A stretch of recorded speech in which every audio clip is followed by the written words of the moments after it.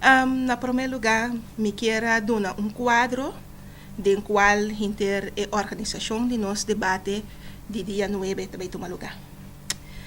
Na mei de 2013, UNICEF apresentou rapport titular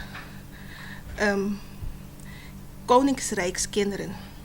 Ding rapport a salina klaar ku nota para muito bom ku direito nang di mucha na seis isla nang. Dus se ta conta pa at nos na Bonaire aqui também.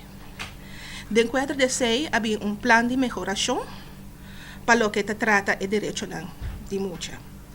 Nos escolhe para trabalhar riba 4 tema qual ta centrale registratiesysteem, registratie centraal, algemeen maatschappelijk werk, brede school of school amplio e também visão pedagógico. Esse é o motivo para qual nós estamos sentados aqui na AWE.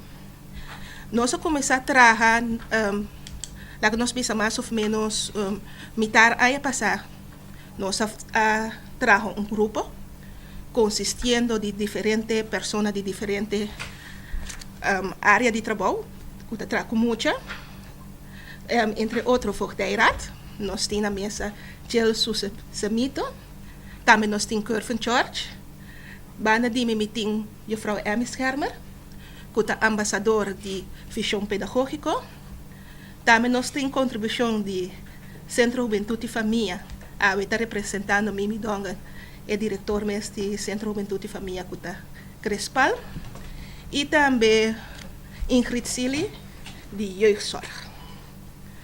Dus, não me meseta honestamente, nós começamos com o speed mitar a passar, pero door die circunstância não de lá que nós pisa tekort personeel, nós nós que novembro nós começar back a trobe com o selo para nós por bem com visão pedagógico para Bonaire. Visão pedagógico. Que nós que logra que saque? Eigenlijk nós que logra tá para nós tuna nós mucha nang melhor futuro e mais melhor benefício para nós ter Bonaire stabil e duradouro amanhã. Junto com nós por nada meeting a minha mestra Lubidade Bisa, nós temos Patrícia Bergwijn e Roosje van der Hoek também, qual nós a zet nang en para ajudar nós para soltar trabalho assim imenso que nós não por fazer nosso.